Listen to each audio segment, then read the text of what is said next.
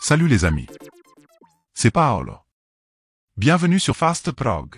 Nous allons voir ensemble l'exemple d'un raccordement d'une paire de photocellules DIR10 ou Delta S sur la borne CX et d'un ou plusieurs palpeurs sur la borne CY de la ZN7. Cette configuration vous permet d'associer un mode sur la paire de photocellules différent de celui des bords sensibles.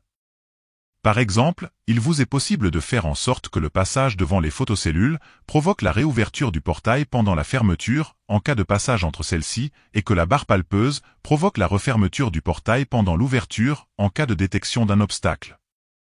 Vous pouvez faire l'inverse ou encore associer le même mode pour tous les dispositifs de sécurité. Je vous expliquerai ensuite comment les activer sur la carte de commande ZN7. Pensez toujours à mettre hors tension votre automatisme avant toute intervention sur la carte de commande.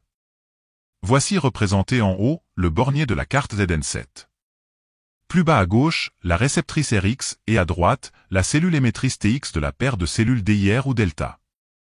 Et au-dessus de la cellule TX, 3 cartes de raccordement de palpeur DFWN avec en photo le bon réglage du contact mécanique.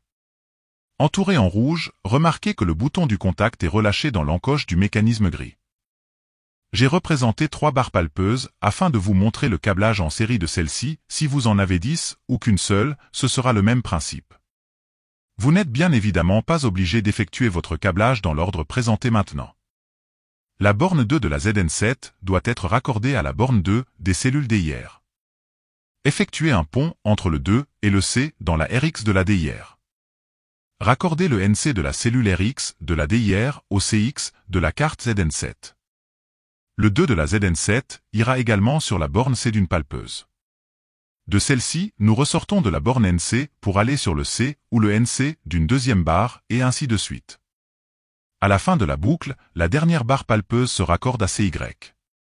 N'oubliez pas de relier les deux TX entre eux dans les DIR10. Enfin, la borne 10 de la ZN7 au 10 de la cellule réceptrice DIR. Et voilà, le câblage est terminé. Dans notre exemple, nous sommes sur CX et CY. Mais si d'autres dispositifs de sécurité étaient déjà branchés sur CX et CY, alors, vous pourriez effectuer un branchement en série. Voici en haut à droite un lien pour le schéma de câblage en série des photocellules avec des barres palpeuses si besoin. Il nous reste plus qu'à activer les entrées grâce à la fonction F2 et F3. Comme vous pouvez le voir sur la vidéo, il existe 6 différents modes de fonctionnement lors du passage devant les cellules. Pour l'activation de l'entrée CX, remettez l'automatisme sous tension et appuyez sur la touche entrée de la ZN7 jusqu'à voir apparaître F1. Puis appuyez sur la flèche de droite pour atteindre F2. Appuyez sur entrée, l'écran affiche Off. Appuyez sur la flèche de droite, l'écran affiche C1, C2, C3, etc. Sélectionnez la fonction désirée et appuyez sur Entrée, l'écran revient sur F2. Pour l'activation de l'entrée CY, appuyez sur la flèche de droite pour atteindre F3. Appuyez sur Entrée, l'écran affiche Off.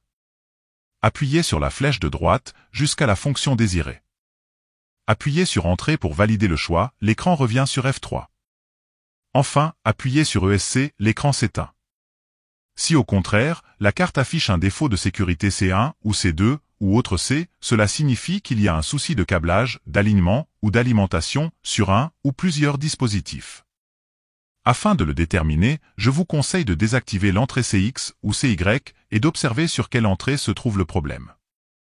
Assurez-vous que rien ni personne ne se trouve entre les photocellules, que l'alignement des photocellules entre elles soit bon et que le fusible dans la cellule émettrice TX ne soit pas défectueux. Revérifiez le bon réglage du contact mécanique dans les bords sensibles.